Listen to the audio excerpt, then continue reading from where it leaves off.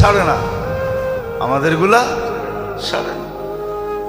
মাশাআল্লাহ, এরম এরম লাগা লাগে, বরকত এমন যাওয়া যায়, হ্যাঁ এমন যাওয়া যায়।